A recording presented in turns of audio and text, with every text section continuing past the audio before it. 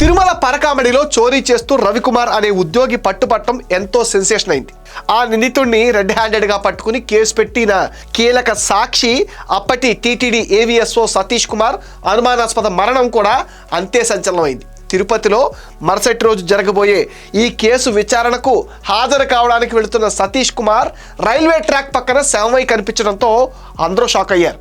కేసుని లోక్ అదాలత్తో ఎందుకు రాజీ చేసుకున్నారు, రవికుమార్ ఆస్తులను ఎవరెవరు తమ పేరు మీద రాయించుకున్నారు లాంటి కీలక ప్రశ్నలకు సతీష్ సమాధానం చెప్పాల్సి ఉంది.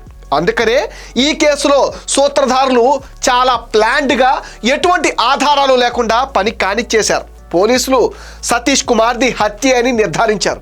కానీ సతీష్ హత్య జరిగి 50 రోజులు దాటినా ఇంతవరకు ఆ కేసులో ఎటువంటి పురోగతి లేకపోవటం ఆశ్చర్యం కలిగిస్తుంది. హత్య జరిగిన రోజు నుంచి ఈ రోజు దాకా సిఐడి నుంచి ఎటువంటి అప్డేట్ లేదు. మధ్యలో high court Satish Kumar forensic report ఇవ్వమని సిఐడిని అడిగింది. కానీ వివరాలైతే బయటకు రాలేదు.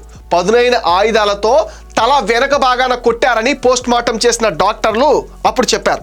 పరకామణి చోరీ లాంటి ఇంపార్టెంట్ కేసులో కీలకమైన వ్యక్తిని హత్య చేస్తే ఈ రోజు దాకా అతిగతి లేదు. ఈ కేసులో పెద్ద వ్యక్తులు ఉండబట్టే కీలక సాక్షిని లేపేశారు. లోకల్ వైసీపీ లీడర్, ఒక పోలీస్ అధికారి ఈ హత్య వెనకాల ఉన్నారని తిరుపతిలో అనుకుంటున్నారు. సిఐడి ఈ మర్డర్ మిస్టరీని సాల్వ్ చేస్తే కానీ పరకామణి చోరీ కేసు సాల్వ్ అవ్వదు. సతీష్ కుమార్ నిజాలు చెబితే తమకు ప్రాబ్లం అని నిందితుడు ఆస్తులు ఎవరి పేరు మీద రాయించుకున్నారో వాళ్లే ఈ హత్య చేయించుంటారు. అంతకు మించి సతీష్ కుమార్ని చంపాల్సిన అవసరం ఇంకెవరికి ఉంటుంది? నిన్న హైకోర్టు విచారణ కొనసాగించమని నిందితుడిపైన ఎఫ్ఐఆర్ నమోదు చేయమని ఆదేశించింది కాబట్టి ఇక బాల్ సిఐడి కోర్టులో ఉంది.